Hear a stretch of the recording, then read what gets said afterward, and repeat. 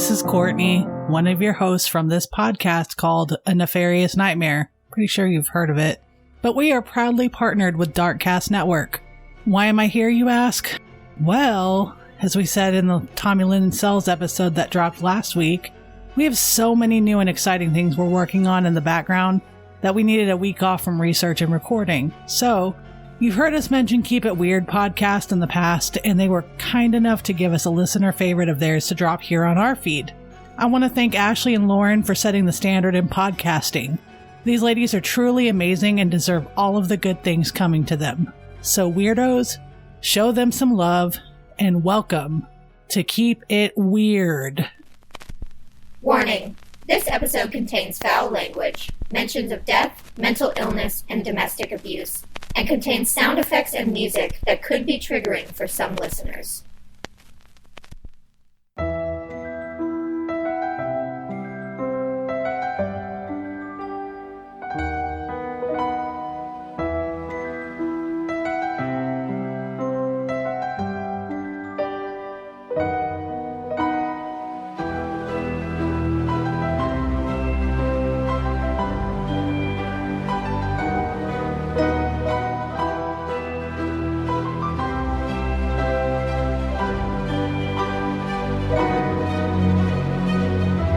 Hi Weirdos! You are listening to Keep It Weird, the podcast for all things strange and unusual, creepy and crawly, musty and mystical, and sometimes just downright scary.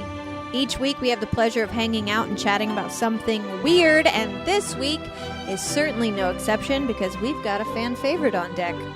Every couple months, we compile some of the scariest, strangest, most unnerving stories sent in by you, the listener, or other internet friends, and we tell those tales to each other as we sit alone in our dark rooms and wish we had remembered to close the closet door before we started recording. Oh my god. Mine is open too, and I have all the lights off.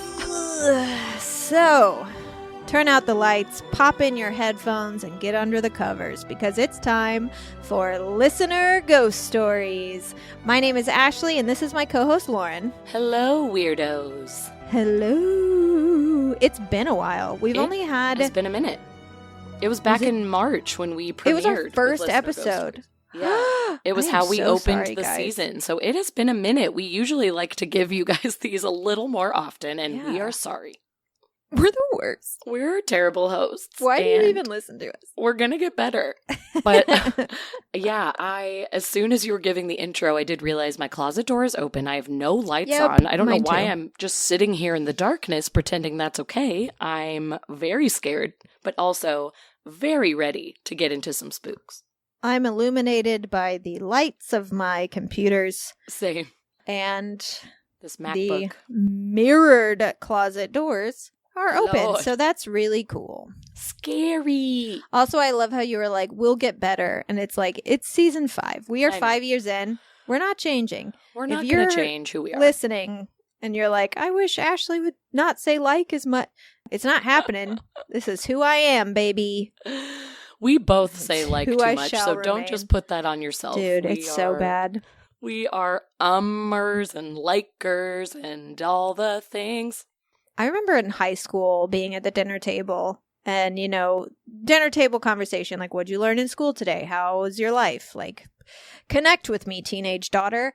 And I would be, telling a story or whatever, and my dad would be like, Yep. Like, and I'd be like, what are you talking about? And he's like, you say like all the time. I'm like, I'm pretty sure I don't.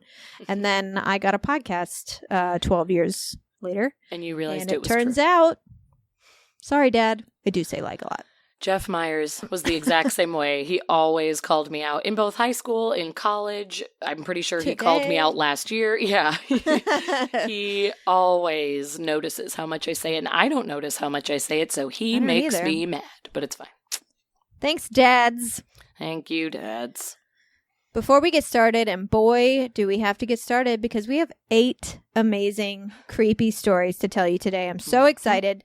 But I did want to remind you guys that we have a YouTube channel with a shit ton of free content on it. Free. So check it out. www.youtube.com/ Keep It Weird podcast. We just started posting This Week in Weird videos again, which is our new segment. And you can see our faces and hear some weird, sometimes scary, sometimes hilarious news stories from around the world. And if you subscribe to our channel, you'll make us look cooler, and you'll get a notification every time a new video is posted.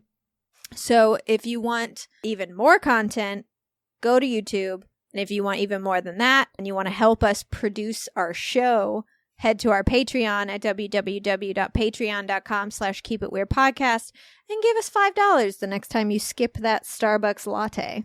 Help us out a little bit. As I said that, I started shaking my hands as if I was holding maracas. The coffee has officially kicked in. You are feeling that energy at 9 p.m. 9 so p.m. happy for you. Yeah. It's a good thing that the Olympics are on tonight until about 2 a.m. because you're going to want to stay up. You're going to be doing jumping jacks in your living room watching the Olympics. Oh, those swimmers. They're amazing, guys. Boy, oh boy. Ledecky, though. I know. What happened? Whoa. Fourth? Anyways. It's fine. I don't know if you guys are still watching the Olympics. This is August now when this comes out. But it's going to be a future today episode. It's July 27th. So you guys are out of touch with reality. You guys. It's fine. The Olympics are over. No. Do you want to go first? We didn't really discuss this. We'll didn't, because we were sort of like, whatever. But I'm happy to go first. Yeah, go first. Hit me with it. Okay. But don't make it too scary. I'll try not to hit you too hard with one. Thank you. Okay. I am actually going to start with a listener story that came in as anonymous, but Ashley, I was going to tell you who it was. You'll just have to bleep out her name because apparently you messaged with her on Patreon. Her name is and she's from Centralia. So she wanted you to know that it was her from Centralia, but to everyone else, she is anonymous from Centralia. She writes in to say, I just want to say how much I love the show. I'm listening back to your early episodes, and even in the beginning of the show, it was so well-researched and so spooky. It's so neat to hear your Illinois experiences, especially Ashley, because even though my family lives in Australia, Centralia, now we ended up there. We are not actually from there, so I'm learning so many things about the area that I didn't know. While listening to an older episode, Ashley shared about an experience where she saw a man in a black three-piece suit walking through Walnut Hill, giving off some Prince of Darkness vibes. So, Anonymous wanted to write in and let you know, Ashley, that she has seen this man. No. This happened sometime between 2012 and 2013. She says, when I was in high school, I worked at our local drugstore called Bird Watson. Hell yeah, Bird Watson. She said, I have no idea why it was fine to let teenagers dispense medication to people. I was dumb as shit. Anyways, it's fine. It's okay. Fine. Do you know what? Before you continue? Yeah. Past guest on this show, Brett from the Weird History, I think it was, or technology. I don't remember what exactly it was, but we talked about the oscillating poo. Yes, oscillating poo platform. It was the best poo platform. He worked at Bird Watson in Centralia as well. Oh wow! I mean, small town. It happens. Mm-hmm. Go on. Sorry. She said, I was closing one night with the pharmacist, and we were the only two back in the pharmacy. A man walked in who I had never seen before. Seeing an unfamiliar face is definitely notable in Centralia because we're all townies who know each other. I remember thinking he was dressed so oddly for coming to the pharmacy late at night. He was wearing a black three-piece suit with a pocket watch chain and a black hat. He was an older white man with white hair and very bright blue eyes. He gave me his name to pick up his prescriptions, again, a name I had never heard before, and I went to ring up his medicine. Prescription prices are completely determined by insurance. There is no tax and no way I could alter the price. I am not kidding you. The price of his prescription was $6.66. He's the devil. 666, y'all. I said the total to him with my obvious high school girl voice showing. I was definitely freaked out.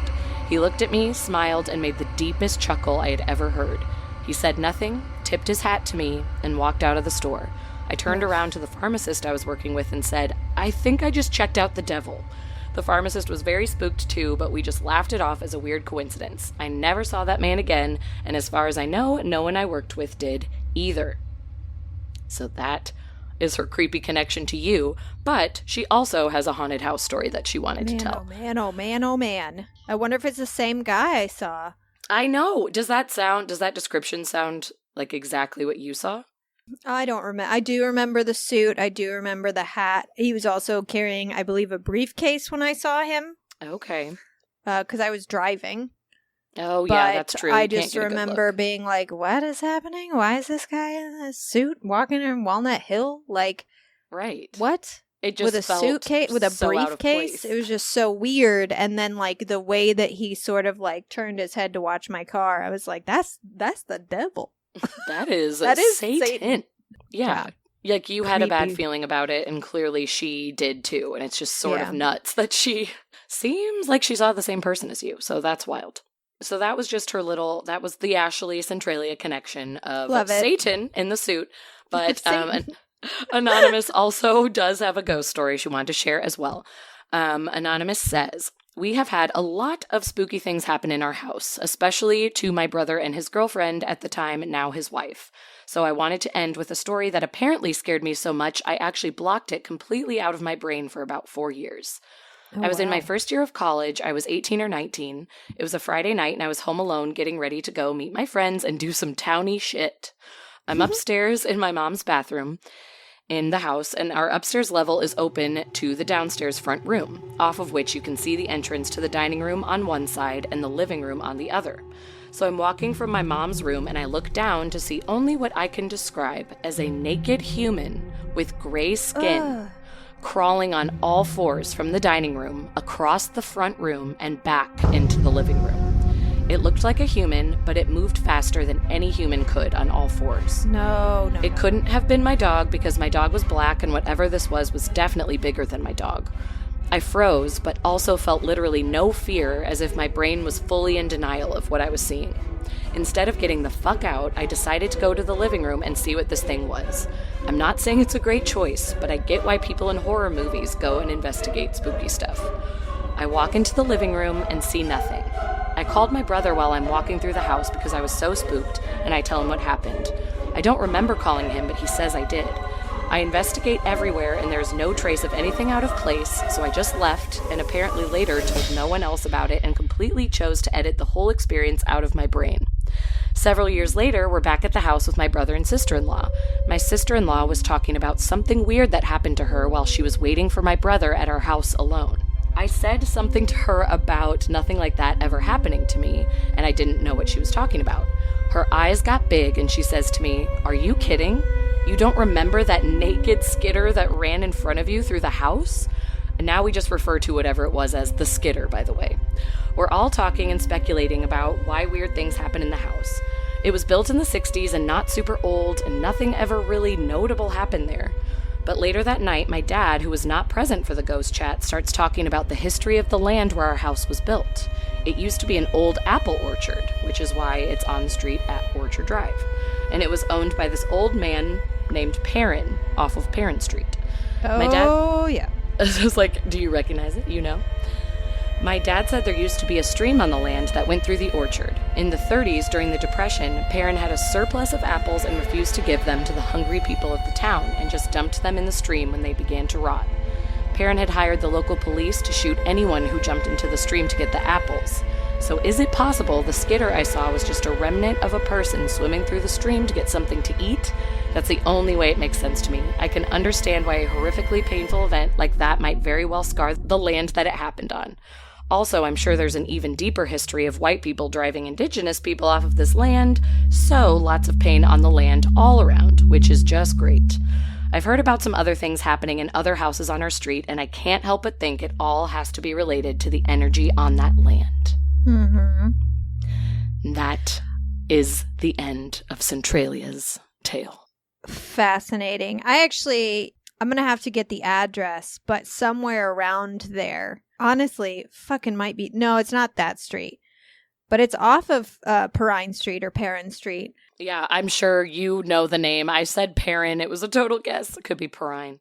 Yeah, it's a lot of people in my town pronounce it Perrine, but honestly, who fucking knows? But another one of my friends lived in that area very close to where she's talking about. and has one of the craziest haunted houses that I've ever, and right now it's like a very residential place now. Like it's next to sort of like close to the junior high, close to the high school, close to the hospital. Like it's not in the middle of nowhere. It's not like my parents' house in Walnut Hill. It's in the middle of town. And I've heard his stories as well as like several friends of his that stayed the night there when they were kids that had experiences as well. Andrew Miller being one of them. Mm-hmm. So yeah, that's fascinating. I'm going to have to figure out exactly what the address is so I can give you the exact. Right. I know. I'm curious now. So this area definitely has something going on. Yeah, definitely. Ugh. Can you imagine just seeing this like big gray creature running? It just sends chills up my spine. I do like the it. theory of it being sort of like a residual thing, sort of like a flashback, and seeing someone swimming, and it would give you the image to you, since there is no water, there is no creek, that it was creepily quickly crawling. Right, to be that fast. But in reality, it was swimming, yeah. They really were getting like picked up by the current in the stream. Yeah. It's definitely creepy. A good theory. Thank you so much, Anonymous. Wink. Wink, wink. I winked because I know who you are. Thank you so much. Yeah, that's fascinating. I love stories from my hometown. If any Centralians are listening and you want to send me any stories, even if it's not creepy, even if it's just like, if it's drama, send me the drama. We want all the drama, all the tea. Every time I go home and I ask my friends for the tea and they don't have anything new to tell me, I'm like, why did I even come home? Why did I buy a plane ticket? You have no news? Why did I even buy a plane ticket? Tell me who's splitting up. Tell me who's breaking up. Who's cheating on who? What's the drama? Tell me the drama. Part of the reason this listener wanted to remain anonymous is because her mom is trying to sell the house, and she was like kind of exactly what you're saying. She's like, I don't want to create any drama for my mom. Yeah. So just make it anonymous. But she was also like, but at the same time, this is Centralia and people will probably just know. Yeah, people will probably figure it out.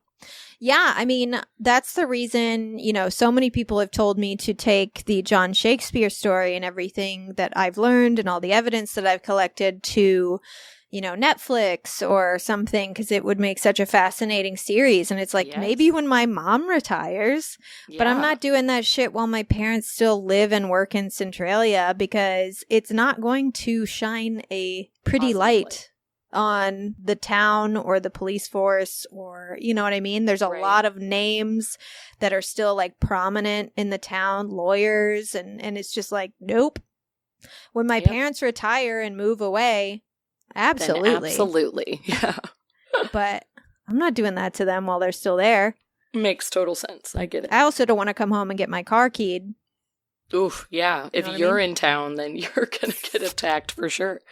Yeah, we can't do that yet. We'll hold off. Maybe a couple of years. Mom's going to retire in about 3 years. We're good. No, 5 years. You're good. You got time. So my first story, this story comes to us from TJ. And let me just toot TJ's horn a bit.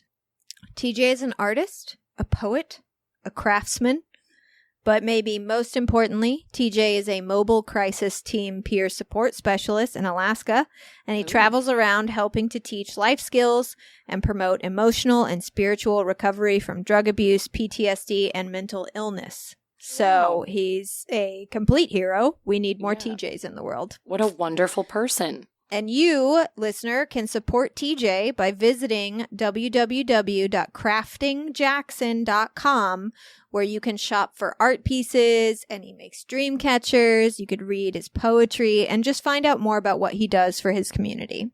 Very nice. I love that. Go TJ. Go TJ. Seriously. Today I'm reading TJ's story about a time that aliens potentially saved his entire life. Okay. Well, let's hear it. Okay. I'm intrigued. TJ writes, one evening after school freshman year, I had gotten into a huge argument with my father. He had a tendency to not calm down once he got riled up, and he was being very confrontational with me and had me cornered in the kitchen next to the sink. My mother had come out of the room yelling and doing her best to calm him down, but it wasn't working. Right after he pushed her away from him, I grabbed a huge knife from out of the sink. In that moment, it felt like time stopped, for what felt like forever in my mind. So long that I had time to have a full dialogue about what I wanted for my life. Suddenly, time had resumed, and everyone's demeanor in the house had changed dramatically. I no longer had a desire to wield a weapon. My father, who was just shouting and being aggressive, was suddenly docile, along with my mother. They joined hands and walked into their room in almost complete silence. In complete shock from everyone's sudden change in behavior, I sat there and scratched my head for a moment, confused. And then I had this sudden urge to look out the front door of my house. And as I peered out of the window, my eyes were immediately drawn towards the sky as there was this massive ball of green light over my house. And the next moment, it bolts southwest through the sky, never to be seen again. It burned the mango tree across the street from my house too, causing it to not grow fruit or leaves for close to 2 years. Jeez. And the tree had a section missing from the top of the tree that looked like someone had an ice cream scooper and like scooped out a section of the tree. So physically changed the environment. Right. There were 5 or 6 other people at the school bus stop talking about the giant green light from the night before as well. So I know it wasn't just in my imagination. I didn't see any little green dudes, but I felt like something or someone stepped into my life and hit a reset button in that moment, and it changed my life dramatically. I'm forever grateful for the help that day. I don't know where my life would be otherwise. Wow. Wow. That is intense, and I mean, I'm grateful for whatever that experience was. Yeah. I mean, that story is really terrifying, and I'm sorry that's something that you even had to experience, TJ, yeah. But I've heard enough stories in my life that have made me question the possibility of chance and coincidence, and it seems to me like you were meant for big things or important things. Maybe what you're doing now, the importance of which was so massively necessary that something literally intervened in a moment that could have stifled your ability to help others in the future. Right. And maybe it wasn't as grand as that. Maybe the green ball of light / UFO just happened to be in the area and sent a wave of calm to you and all your neighbors, and it just so happened to be in your time of need. But whatever the case, I'm glad that you had this experience because I know in some way it helped shape you into who you are today. And I think you are spectacular. Me too. I really love that story, only because of how it turned out, obviously. Again, so sorry you had to go through that, but man, it really made you who you are today, and we, I think, are obsessed with you, so. Yeah. That's very Everyone, cool. Please check out craftingjackson.com, and you can also follow at crafting_Jackson on Instagram to support a fellow weirdo and an all-around superb guy. Yeah. I wonder, so like, say it was aliens. Mm-hmm. Could I get some of that? Yeah, can we get some of that action? That calm juice? I would really like someone to send me that calm, that peace. I don't want to keep taking Xanax. Just blast me through my window.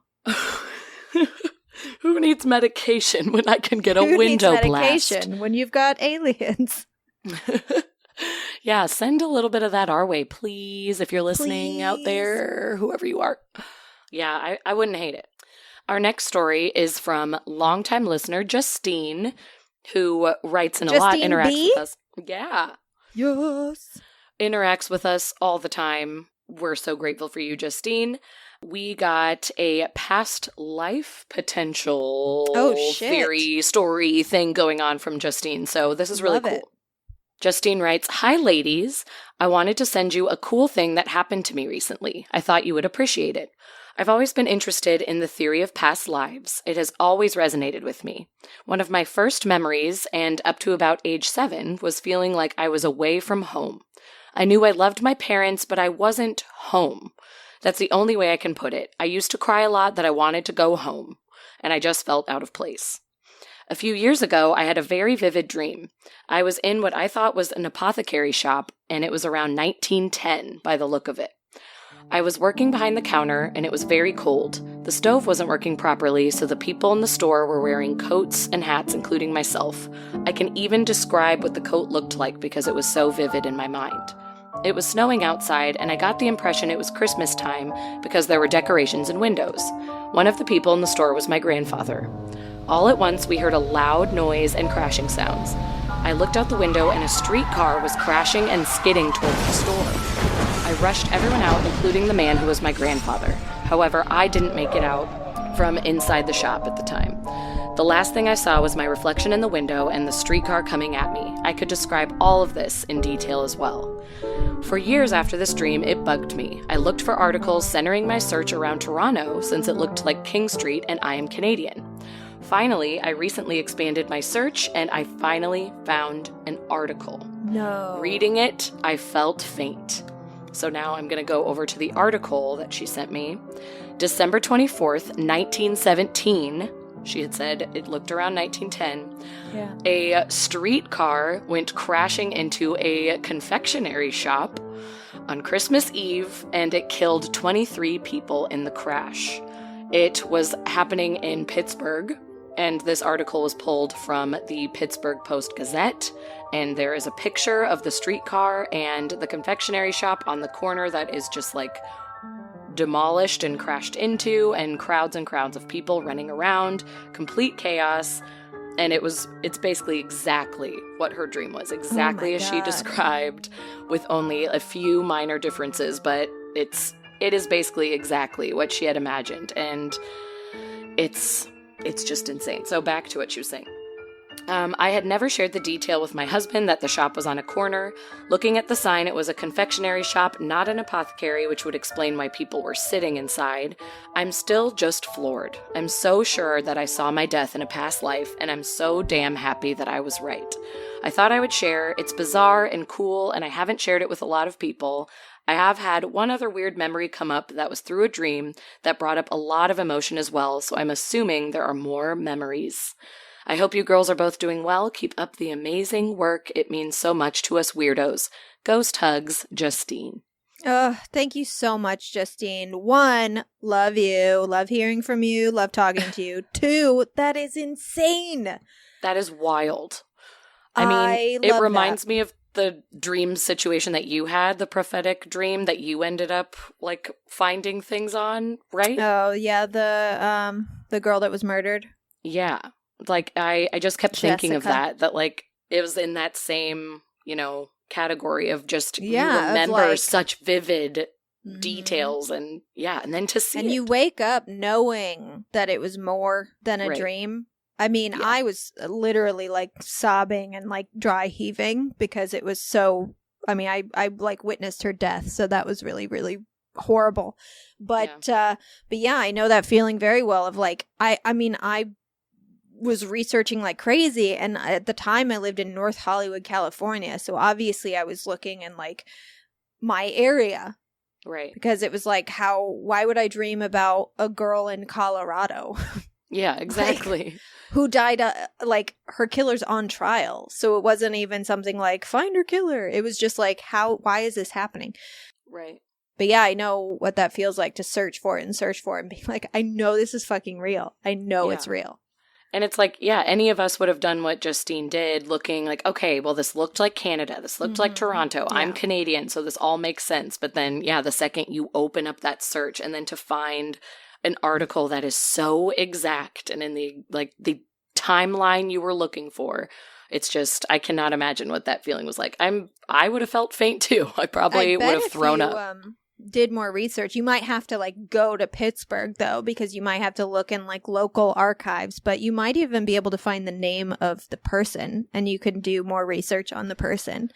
Yeah, I mean, I do think that exists. I didn't read the whole article just for time's sake, but like we can totally send it out to our listeners, either just on our Patreon or on our newsletter. But yeah, she sent me the whole article with that picture included from the Pittsburgh Post-Gazette.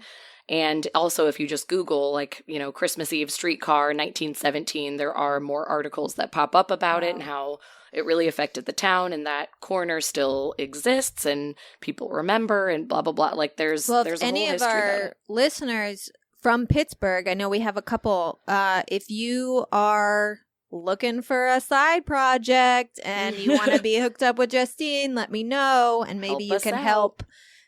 Go to like the local library and look up some like historical records. That would be really cool. There were, 23 people passed away. So if we could get the names of the 23 and I wonder if narrow it down. If we found a name of someone, if like something would click with Justine where it's like, oh, yep, it's definitely her. That would be fascinating. We'll see. We'll see. It's in your hands now. Thank you, Justine. This next story comes to us from Reddit user Big Bull Thunder. That's big-bull-thunder if you want to look them up. Already excited. So I read this story and I was like, what? And I reached out to see if I could share it. And they said, of course, because they rule. And they were like, I had another podcast reach out and ask if they could share it too when this thread first dropped. To which I have two things to say. One, that's how you know it's a good story. And two, I am so happy to hear that other pods are reaching out to Redditors who share their personal stories and asking for permission to tell them. That makes me thrilled. Yeah, the asking for permission part especially. It's just the right thing to do. Yeah, it seems to me that podcasters are pretty good about that, but I know there's a lot of YouTube channels that will just take it and not even credit the person, like not even put like Reddit user so-and-so, and it's like, guys, Jesus Christ. Come on. But without further ado, Big Bull Thunder's story. Big Bull Thunder writes, I used to live in a mobile home trailer park growing up. There was a hallway that went from one end of the trailer to the other, with the bedrooms coming off it on one side. My bed was on the wall opposite the hallway, so I could see into the hallway, but not down either side. Does that make sense so far? Mm-hmm. Okay. When I was about maybe 6 or 8 years old, if I stayed awake after my dad went to sleep and stared at the doorway, I would start to be able to make out a hand stretching from beyond the doorway in the hall, from the right side of the door to the left. The longer I looked, the more the hand would appear, until eventually, over the course of a few minutes, I could see a red and white striped shirt/sweater sleeve. If I continued to look, after a longer period, the body of a boy would appear in the doorway. Ugh. I specifically remember hiding under the covers most nights when this would happen, mostly at the first sight of him, like as soon as he saw the hand, under the covers. I was never antagonized further than him slowly moving, facing my bed, from the right side of the door to the left, and if I continued to watch and stare, he would eventually disappear beyond the left threshold. So it was almost as if it was coming through and passing the door. We moved out of that trailer into a home when I had just turned 9, and that was the end of it. I never really thought about it, and I never told my dad or anyone else about it because by that time I had already chalked it up to just seeing things, and I thought it was my imagination. About 15 to 20 years later, my dad and I were talking about his best friend that had lived next door, but sadly had just passed away. We started talking about our trailer and the older lady that had moved in after us. My dad said something like, funny enough, my friend told me a few years ago that woman used to see a little boy in a red and white shirt, like a ghost or something. I was obviously taken aback and told him about what I had seen almost every night for a few years, and we were both just a bit shocked at what that might mean. I never experienced anything else, but that completely stumps me. Oh my gosh. Creepy. Listen, oof. I know a thing or two about living in a haunted-ass trailer, and this story still sent chills down my spine. Yeah, I was like, my hands were slapped over my mouth the whole time you were talking, because I was like, what's coming next? Who? Oof, just to slowly see that reveal of the body. Oof. Yeah. That is spooky. It actually, to me, sounds like a residual haunting, also known as the stone tape theory, which is essentially what it is when you hear people talk about like hotels where you can see a bride descend the same stairs all the time. It's like a moment in time gets stuck. Yeah. And just replayed over and over for whatever reason. Like it could be that child isn't even deceased. Like he's a grown man living his life. But for whatever reason, this one thing he did replays itself over and over. And it just so happens to be a super creepy thing he did. Like, why would he do that? That is so creepy. Yeah, we're not fans of it, but it's fine. This also reminded me of your house growing up when you were like, I always told the whole time. My parents that I talked to this little girl, and then someone moved into your house afterwards and complained about the she moved out within a month because she said a little girl wouldn't stop talking to her from upstairs. And I was like, I feel so affirmed, So but also validated. scared out of my mind that I was just chilling with a ghost girl. Yeah, that was all too familiar. I did not like it. I got goosebumps. Me too. Whew, yeah, I just turned a lamp on. I can luckily do it from my phone. I can do it from my phone, so I didn't have to get up. I was like, you have a fancy I'm going to house. need a tiny bit of light. I got really scared from that last one. I'm just going to turn up the brightness on my computer. There you go. Yeah, have the computer do the work. Okay, moving on to more spooks. This is from listener Layla. Layla. Hey, Layla. I always used to want my name to be Layla when I was little, so Because of just the song? saying you, Layla. Yes, living my dreams. Layla writes, some background about me. I am 20 years old, but all my life I've had some level of sensitivity, and I've grown up in different houses that my mom swears had ghosts. She's always been sensitive too, and I do have some stories that I can include for your enjoyment, but for a while we even had a shadow person following us around. Yeesh. After some family dynamic trauma when I was about 12, I think some part of me shut out this sixth sense when I was dealing with some mental issues. I really just shut out the entire world during that time, so maybe I just ignored stuff instead of turning off the sense. I'm doing much better now, and I have my depression and anxiety under control, and I think that's why I'm now able to write this email. So here's where things get weird. I think this all started around April-May 2020, when I was at my office job appointing delivery appointments for a freight truck.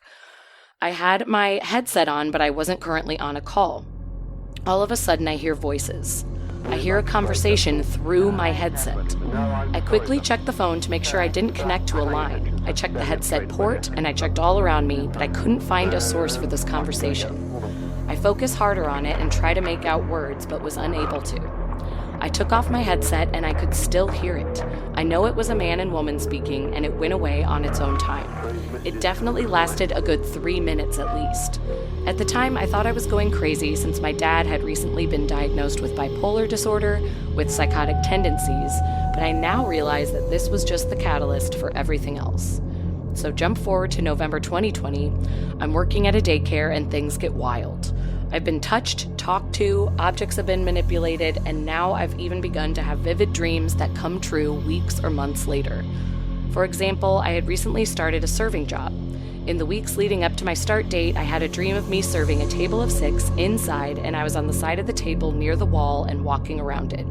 Sure enough, 2 weeks later, I'm serving inside for the first time since I started because, COVID, patio space, blah, blah, blah. I get deja vu the moment I get to my first table.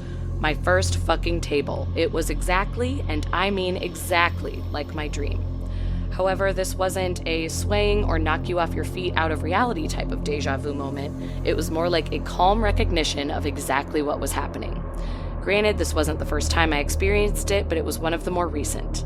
Today, I recognized one of my dreams again. Probably about 2 weeks ago, I had a dream about getting a square stone coffee table from my boyfriend's uncle, and I was very confused because we already had a coffee table. But guess what we're fucking getting? A square stone coffee table from his uncle.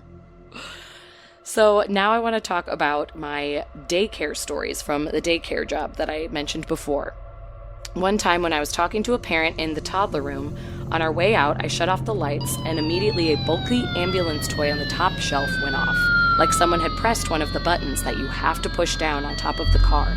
I just looked back at it and pretended everything was fine.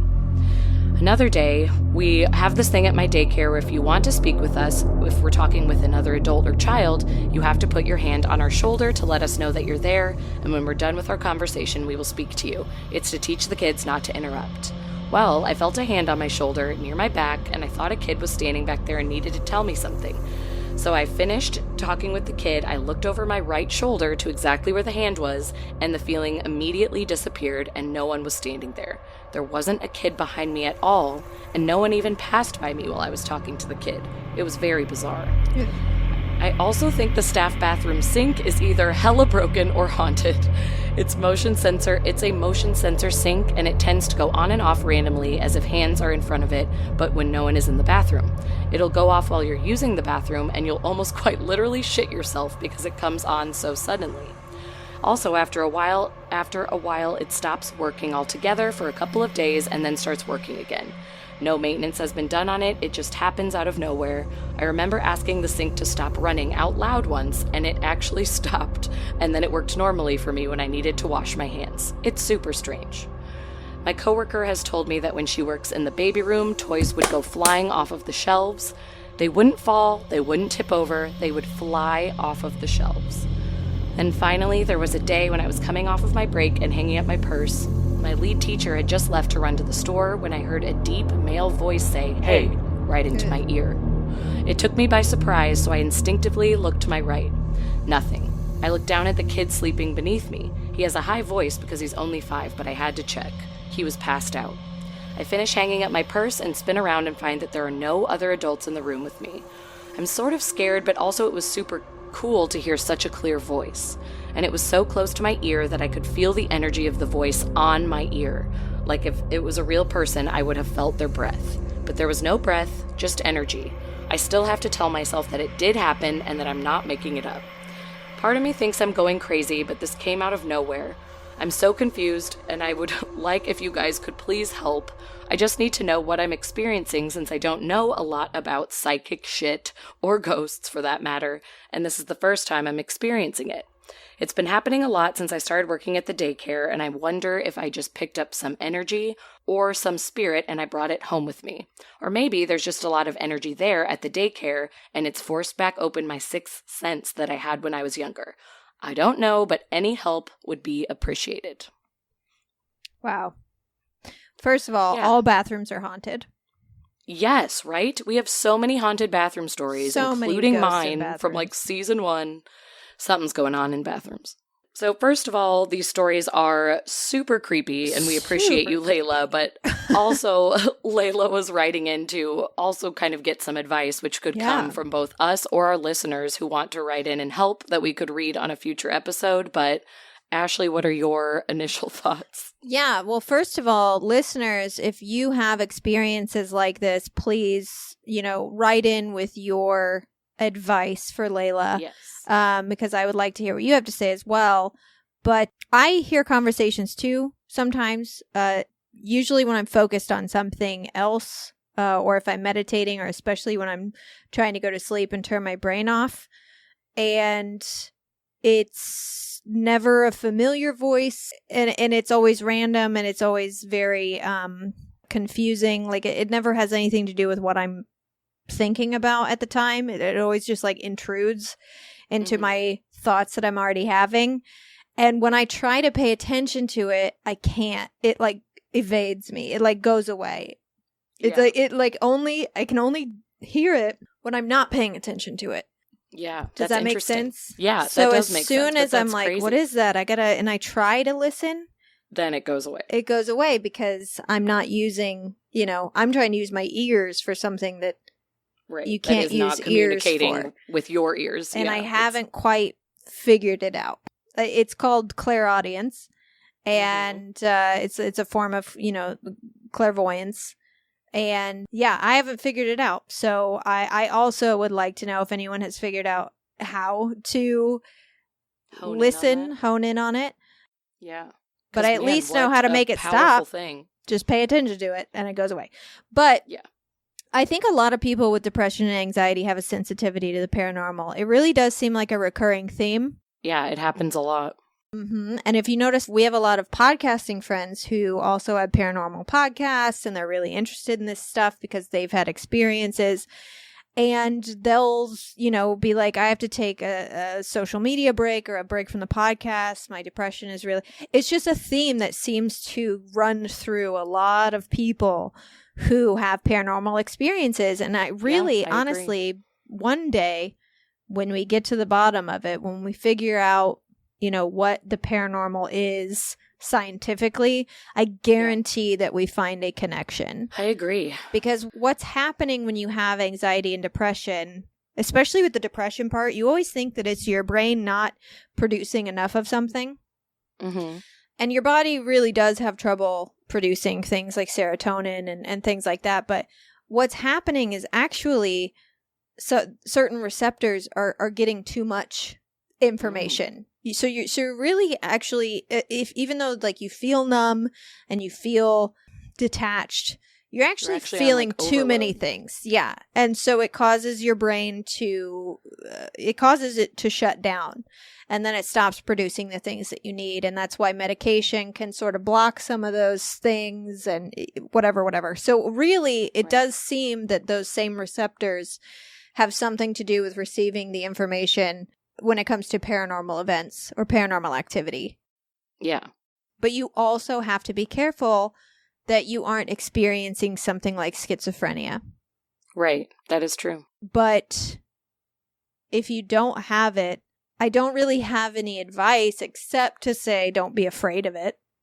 Right. Because it can't hurt you. It's not going to harm you in any way. None of the stories, even though they're, spooky and surprising, nothing feels sinister, nothing feels evil about it. It's just, something is communicating, something is moving things around, whatever could be happening. But yeah, it's nothing that's going to hurt you from what you're saying. And it does feel like Layla is being very self-aware, even acknowledging, the dad being diagnosed with bipolar disorder. It's like, I think she is self-aware enough to know this could be mental illness, and I'm not saying that it isn't, but I do think she's valid in the daycare stories because it was, a friend confirmed that she also has had experiences, and even in, like, when she was younger and had experiences in their house, having her mom say, oh yeah, I see things all the time too. So, like, just to have these other people confirming and saying, you're not out of your mind, I'm also seeing things, it does feel a bit more like something is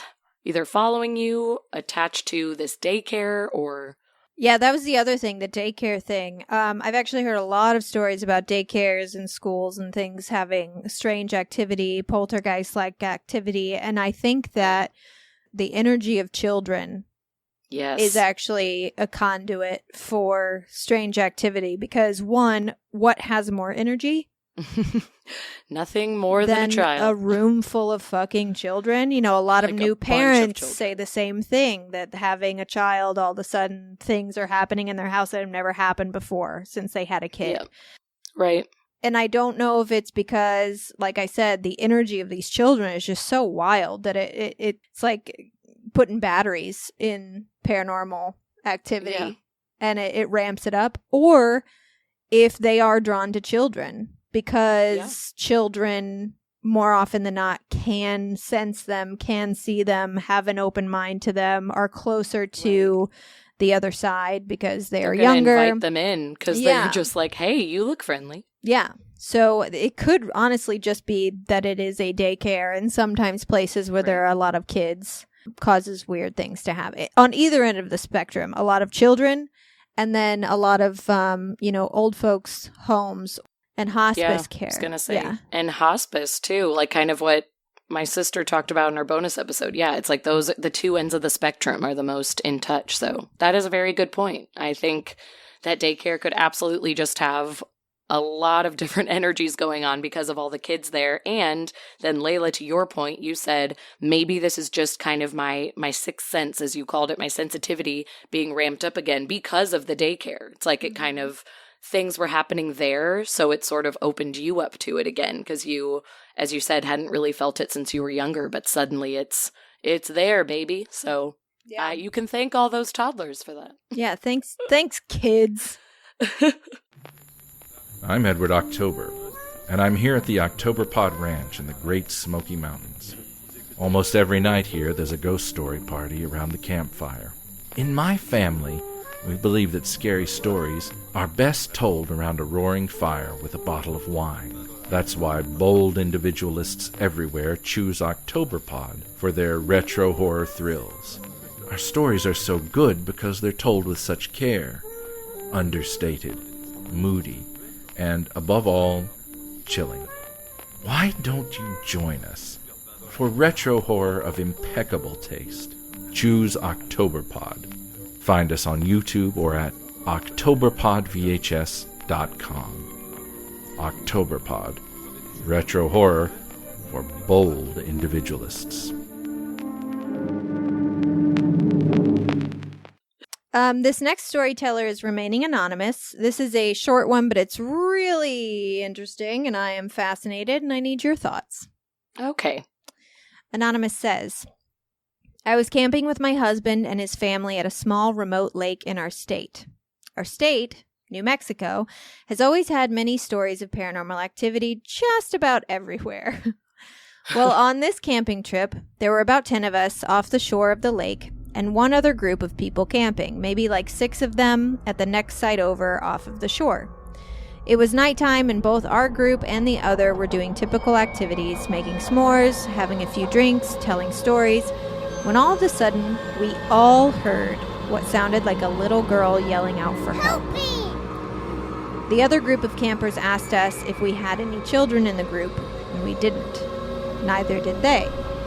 But we were all positive that we were hearing a little girl and decided to search the area that we heard the noises coming from together. Smart. Mm-hmm. Rather quickly, we found something. There was a field behind our campsites, and we all saw a very tall, pure white figure standing maybe 100 feet away from us in the field, making these noises. Nope. We all agreed this thing looked maybe 6 feet tall, skinny, and white as can be. Everyone got quiet, but we were all together still, and we made our way closer to investigate. Whatever it was that we saw started backing off as we got closer until it disappeared behind some trees. Every single person in both campsites was freaked out by this, and that night when we tried to sleep, we continued to hear those little girl calling for help sounds. It gives me chills to think back on this. No, Ashley, no. So a 6-foot white horrid demon was making little girls screaming sounds in a field? Yeah. That's what you're telling me? Yeah. I'm never sleeping again. I'm so happy I turned a lamp on. I'm gonna cry. Where'd you get that pure white skin? Oh my God. What the fuck Seriously, was what this thing? the actual fuck? I'm livid that you brought this story into my life. I'm so scared. I wish I was in a state further away from New Mexico. I don't like this at all. Yeah, I feel like we're a bit too close. Too close. I don't like that we are at risk to also experience this white hell. Oh, yeah. no. I've heard stories from Native Americans talking about skinwalkers and how they will mimic humans' voices to get you to come to them. And I mean, what more than a screaming child?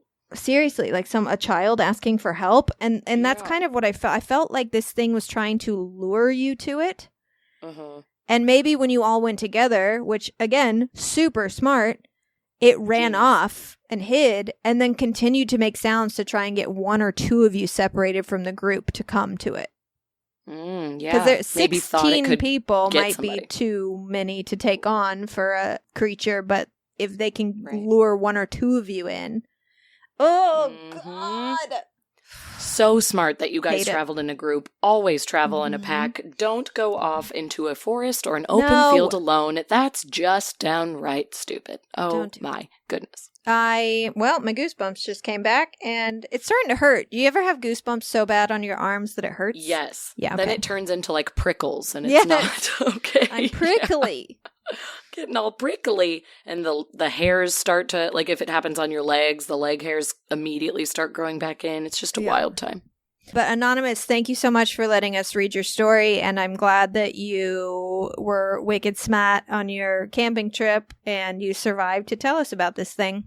Seriously, way to be a smarty pants, and I'm sure we have listeners pooping their pants all over the U.S. right now. Usually when I hear stories about like camping trips and hearing things, it's usually a woman screaming, and that can be explained because there are so many animals, bobcats being like the main one, that literally foxes that sound like a woman shrieking. Mm-hmm. And it can be extraordinarily scary when you are out in the woods and you hear something like that, but it really is probably a wild animal. But a child calling for help? Nah. Nope. No animal sounds like that. Exactly. Yeah. There are not bobcats saying, help me, please. And it's just like a fucking like coyote. No. I mean, it'd be kind of cool if coyotes could speak, but... Yeah, but they can't. They can't. Yeah, wow. Yeah. Creepy. This next story is from Becky from podcast Homespun Haints. Yes, I love Homespun Haints. Yes. So it's also just a little promo for them. They are good podcast friends of ours. They not only put out great podcast episodes, but they also have art, really cool, creepy art that goes along with every episode. And it is literally my therapy to watch those paintings be created. They always put them up on their Instagram. I'm so obsessed. Go check out Homespun Haints. Check out their Instagram. Check out their podcast, which is on every platform that you can get your podcast. And I believe their Instagram is just at Homespun Haints. Yeah, literally just their name, Homespun Haints. But this is Becky, one of the hosts, writing in. And she also told this story on their podcast in an earlier season, but we wanted to share it here for you all. She writes, "When I was a child, I had an imaginary friend. At least, that's what my parents called him. But he was not a friend. He was an evil bastard, and I often worry that he may be haunting me to this day. Hey. He was not the only ghost I would see as a child," and she put, quote-unquote ghost, "though I didn't know any of these people I would see were ghosts. Other dead people that I encountered from time to time in the mountains where I lived," grew up in Tennessee, where in the mountain areas. "Most of the time, the people I came across in the mountains were friendly. For instance, there was a lady in town that would babysit my sister and I when my mom needed to run some errands, and there were always extra children in her fenced-in backyard that we would play with. There was a little girl in an old-fashioned, dirty pink dress that liked playing checkers, and there was a little boy who was a bit of a hellion. I remember thinking it was odd that when the sitter called us in for a snack, the other children wouldn't follow, nor did the sitter seem to know what we were talking about when we asked about them. Sometimes I would run into children when I would play on the mountainside at other friends' homes, children that no one else seemed to know were there. I do remember a brother and sister that had an uncanny knowledge of local plants and their medicinal qualities. Fun fact. But the imaginary friend I mentioned at the start was not a child. He was a full-grown man, and I didn't find him in the yard or on the side of a mountain. He climbed the birch tree outside of my second-story room and climbed into my bedroom at night through the window. He came every single night, starting when I was about 4 years old. He wore a dirty red coat with big brass buttons. He had long, greasy blonde hair tied in a ponytail that was slimy and green at the ends. And he would stomp around my room and shout. Sometimes he didn't even seem to notice I was there. Other times he would yell at me. When I asked my parents about Hayden, the man whom I call Hay for short, they say all they remember is I talked about him constantly, and I would scream his name in fear during the night. They thought it was cute that I had an imaginary friend. Sure. Yeah, it's just adorable.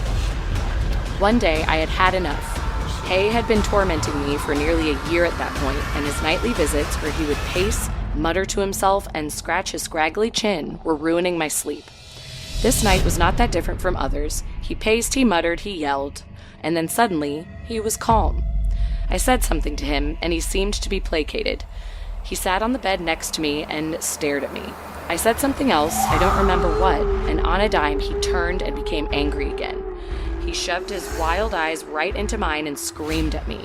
I yelled back. I told him I wanted him to leave, and I never wanted him to return. He stomped around a bit more, and I repeated myself. Suddenly, he ran toward the window. In his haste, he got tangled in the curtains and ripped them as he tried to make it through. He was mad with anger at clawing at everything around him. Then he leapt through the window and was out. The next day, I remember my mother coming in to iron my curtains, and she yelled at me for their condition. She kept saying, "How did you manage to do this? There's tears in these." I tried to explain to her that it was Hay, that he had ripped them up, but of course she didn't believe me then, and she still doesn't believe me now. Thankfully, Hay never returned after that night, that I know of. But like I said, I worry that he's still around and I just can't see him. Okay. So... All right. Can you just... Stop. Think for a second about an angry man. You know what this reminded me of? Your room immediately reminded me of the scene in The Sixth Sense where the woman is in the kitchen and she's like slamming the cabinets and Cole goes into the kitchen and she's like, "Look what you made me do," and like shows him her wrists. Because she is almost acting out a scene of her life in which she said that to her husband. Right. And when she looks at Cole and says that, she's saying it as if Cole is her husband. And that's what this reminds me of, that this guy had problems. I immediately, and I don't know what this is, I don't know if this is just like my brain concocted this or if this is like a psychic thing, but immediately I thought Hay was climbing into the room of his then girlfriend and I did think of a lover, screaming yes, at them. And maybe they weren't dating, actually. Maybe he was obsessed with her and she's scared and she is saying, like, to get out of her room and leave or saying things to him. And sometimes it placates him and sometimes it makes him angrier. And I don't know if he hurt her or hurt himself, but whatever it was, like you said, I immediately thought lover. I immediately thought, even though she, when she's experiencing this, is like 4 or 5. Is a child. Right. I don't think he saw her as a child. I think he saw her as a different person. Yeah, I thought that same thing, so I'm happy you're saying that. I thought of, like, it was a scorned lover situation, and that's why he had to climb through the window, because he wasn't supposed to be there, but he knew how to get into a room because he'd done it before, and he was angry that she had either, broken up with him, or maybe she cheated. Else. Yeah, who knows? That's but what I'm he was too. Clearly angry. Yeah, okay. It's kind of well, weird. That is kind of weird. Yeah, I'm like... I was like, oh, she's going to say something totally different than from what I'm imagining. But now I feel like we're on to something. Yeah. We're having a moment. And the greasy hair, that reminded me of, all these stories are reminding me of things in my own life, which is interesting. Or movies like The Sixth Sense. Yes. But it reminded me of when we were having the issue in our apartment with the smelly guy. Oh, and Amy, the medium, came here and she said, he smells like garbage, and we were like, that's exactly what he smells like. He smells like trash. It smells like a dirty trash that he's taken out. And she was like, yeah, he's not well. And he's not, bathing. Right. And that was kind of what I thought of when you said greasy hair. It seems like he's he at the time was not taking care of himself. Right. Like, he was probably pacing outside of his lover's house for hours on end and not bathing himself. And so he's greasy and his hair is turning green and he's not shaven and he's having a rough go, clearly. Well, and I hope Becky, I'm so sorry. Yeah, sorry, I do Becky. too. That's fucking terrifying. Yeah, I hate that happened to you. It sounds awful. Like, A, because it's scary, but B, because you weren't getting sleep. It sounds like that's what you were the most annoyed at. And truly, I would be too, because I already don't get good sleep. But if some dude was stomping around my room at all hours of the night, I'd be so pissed. I'd be pretty mad. Yeah. Yeah, so it. sorry that happened to you. I hope he's truly gone and not close to you. And go check out Homespun Haints. Also, check out Homespun Haints. I feel like you would know. I feel like you would... I would think so, too. Even if it wouldn't be like you saw him, I think there would be a familiarity. There would be like a familiar feeling would return and you would know. Yes. I'm hoping he's gone. Ugh, yeah. So this is kind of an interesting scenario. This was sent to me on Facebook by a listener named Jose. This is his friend's story. And he sent me the story as well as a link to his friend's Reddit account where he told the story, as well as a link to his social media and a social media post where he talked about this event. Now, what's weird is that about 2 months after he told his story on Reddit, his Reddit page and his social media has been inactive, like no posts at all. Oh, wow. And this was about a year ago. So this was like last summer. And I asked Jose, like, hey, I want to get his permission to tell this story, but like he's not on social media or Reddit anymore. And Jose was like, oh, that's weird. Let me reach out. I know that he would love for you to tell his story. He's listened to your show before. He loves it. And literally, that's the last I know. Jose said he did reach out and didn't get a response, and he's going to try and figure out where he's at. But like, what? Oh, wow. That's creepy. Yeah, kinda. Like, what's happened to the friend? So I'm telling this story today from Jose because he asked for me to please share it. And I'm going to just leave the original storyteller anonymous and for now, and I'll give y'all an update on social media or something if I find anything out or get in touch with him. Please let us know if there is a break in the case. But here is the story from Anonymous. Anonymous says, I'm going to change the names of any people involved, but the places and road names will all be factual. Okay. It was early summer, 2010. I only remember because my 21st birthday had just passed and I was finally legal to hit the bars. It was a Friday night, and I was up having a drink at a bar that my cousin David was the bartender at. It was very early in the evening, and I had just gotten out of work for the night, working at a McDonald's in another small town less than 10 miles from the small town that I lived in. I was on only my second drink of the evening when my phone rang. On the other line was a friend of mine from childhood, James. He was calling, asking if I wanted to come over to his brother's house and join them for a night of poker, beer, and weed. And it sounded like a good time in my book, and since I was literally only one sip into my second gin and tonic, I agreed to make the drive into Toledo. It was about a 20-minute drive from my small town, and I figured it would be a good time. I stopped at home to grab some cash. I left my house at 11:05 p.m. I remember that distinctly because I had called James to tell him I was on my way, as they were going to wait for me and start the poker game at 11:30. I took my usual route over to his brother Eddie's house, as I have done many times before. We had all gotten together with a group of anywhere from 4 to 6 of us and would play poker in Eddie's basement at least twice a month. I had just gotten to the corner of Oakdale Street and East Broadway. I was sitting at a red light in an area that's nothing but residential housing outside of the elementary school that sat at that exact corner. I'm sitting up, looking at the red light, waiting for it to change, which always seemed to take absolutely forever coming from this direction, when I noticed something in the sky that from my vantage point was partially hidden directly behind the red light. It was very bright white light that seemed to be pointing straight down, almost like it was a helicopter using a spotlight to identify something, but much, much brighter at the point of origin. I heard absolutely nothing after rolling my windows down, and I knew this couldn't possibly be a helicopter or I would absolutely be able to hear it. Wanting a better view, I pulled into the parking lot of the ice cream shop that sat directly across from the road from the school on the corner, and I got out of my car to try and figure out what this thing was. When I got out of the car, I stared up into the sky and immediately found it again. It could not have been a plane because it didn't have the right shape. It was more oval than anything else. Most stories you hear like this say it's circular, but this was definitely an oval shape. I almost thought perhaps it was a blimp, given the shape, but it seemed far too large to be a blimp, even by the measurements of someone everyone knows, like the Goodyear blimp. Plus, it had no decals or identifying marks. It was silver or grayish all the way around. After what felt to me about 30 seconds or so looking at this thing, my eyes started to burn. Not burn in the sense of extreme burning or anything like that, but almost like that feeling of when a bug or some dust flies into your eyes and causes them to water up, and it like hurts when you blink. So I closed my eyes and I began to rub them. My eyes are closed at this point, so obviously all I see is black.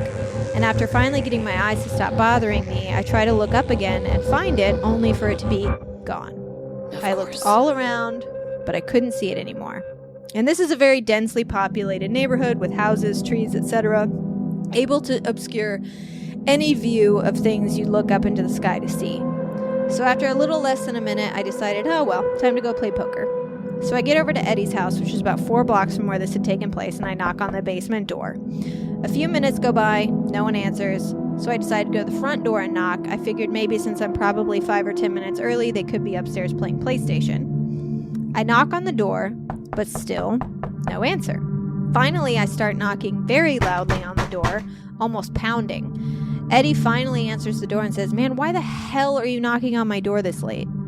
I look at him honestly confused, and I said, "Your brother said to come over and play cards with you guys."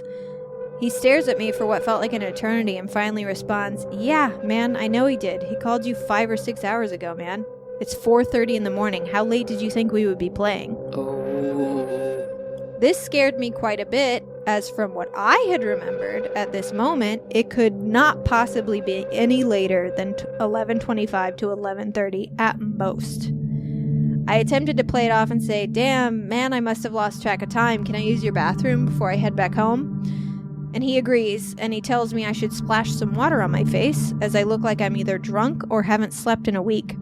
I walk to his bathroom, My eyes are absolutely bloodshot, and it almost looks like I have 2 black eyes. Jeez.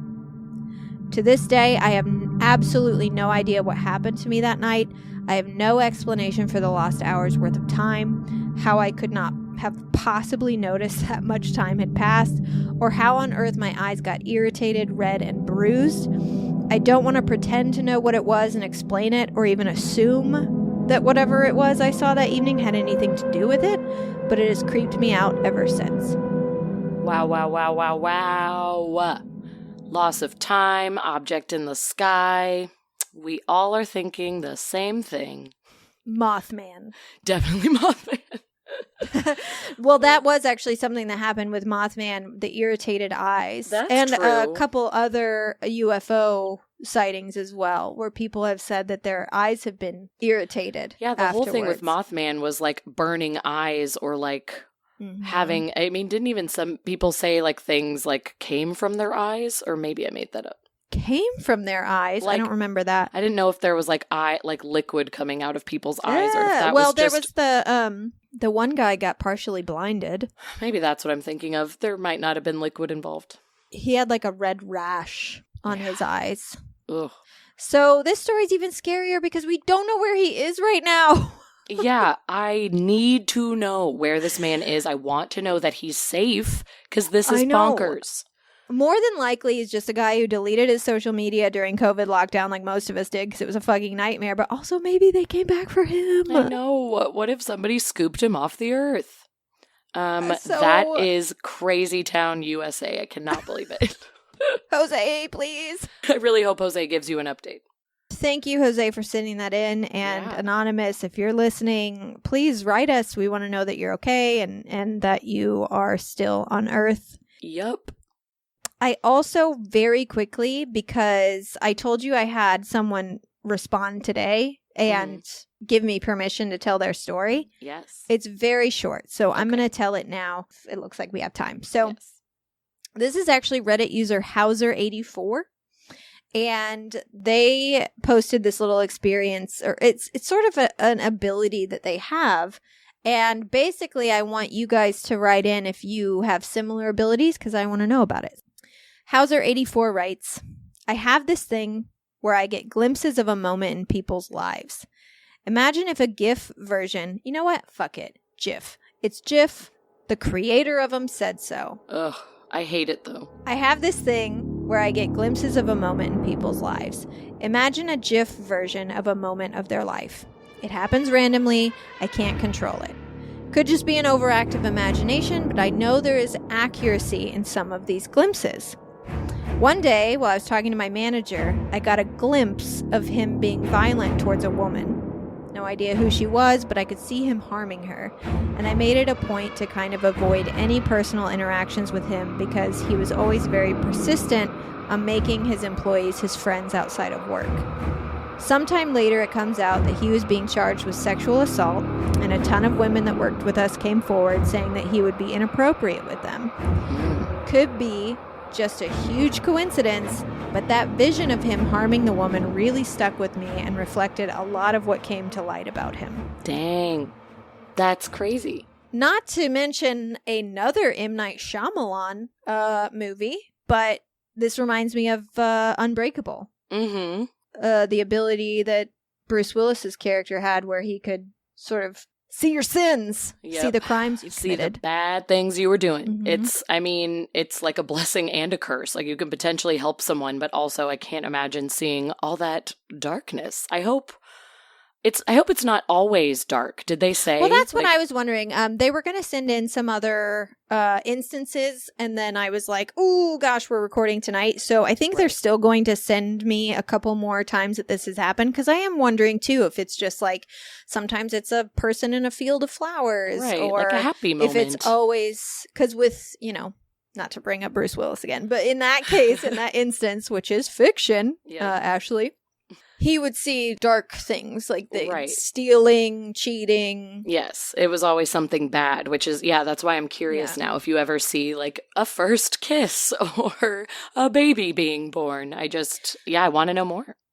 And I think this is an ability that everyone has to a certain degree, not necessarily seeing glimpses like that, but you've met people before where you're like, something's off. Yep. I don't like them. And then later, like, bad. you figure something out and you're like, I fucking knew it. Yep. I fucking knew it. I sensed it about that guy. That's why I never talked to him at the party. Yeah. Yeah. I don't even think that it's paranormal necessarily. I think it's just like a survival ability that we have, that absolutely. Some people have it stronger than others. Yeah. Maybe people are a little more honed in on it sometimes. Who knows? Yeah.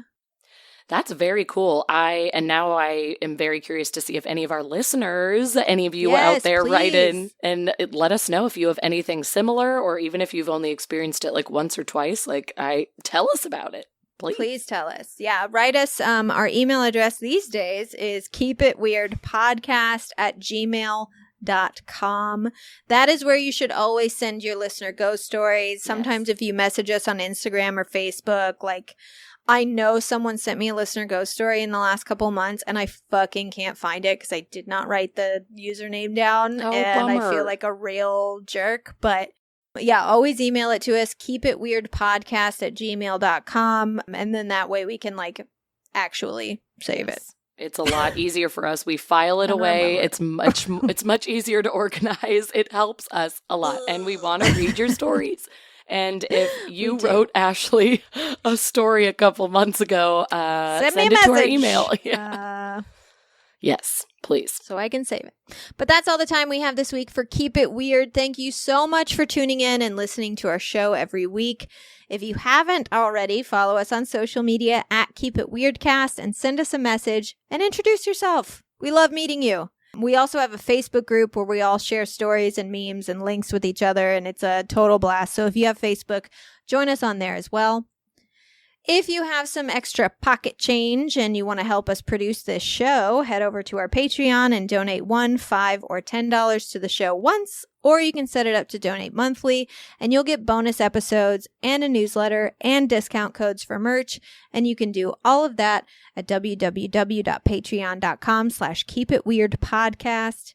You can also get yourself a t-shirt, tank top, hoodie, sweatpants, or even a blanket over at our Etsy store, www.etsy.com/shop/keepitweirdpodcast. And then my notes just say sign off. Fucking Which is hell. what we always do to ourselves. That's what we always do. We never prepare a sign off. No, it's so much easier when you can just throw it on a guest's shoulders. How about this? Don't be afraid of your special ability. Ooh, okay. Whatever that special ability is, it is what makes you special. Things like this, things like paranormal abilities, psychic abilities, it's nothing that can harm you. Right. And if you have it, it's a natural thing. You're not weird. You're a little weird because you're listening to our show. But you're a little weird, but that's what's wonderful about you. And that's what's special about you. Yeah, tap into it. Don't be scared of it. I know it may keep you up at night and, give you a little bit of an uncomfortable feeling, but it's not going to hurt you. It's never great. Yeah. But we have a huge community of weirdos that, one, would love to hear your stories, so you can always tell us about it and tell them about it. Like I said, join our Facebook group and tell your stories there, and you can swap stories, and you guys can sort of help each other with your strange abilities or strange experiences. And just always know that there are people out there that want to hear from you and people out there that want to help you. So, and we're one of them. Have your back. Yeah, it's us and it's the weirdo community as a whole. We all got you. Yes, we do. And as always, keep it weird. Keep it weird.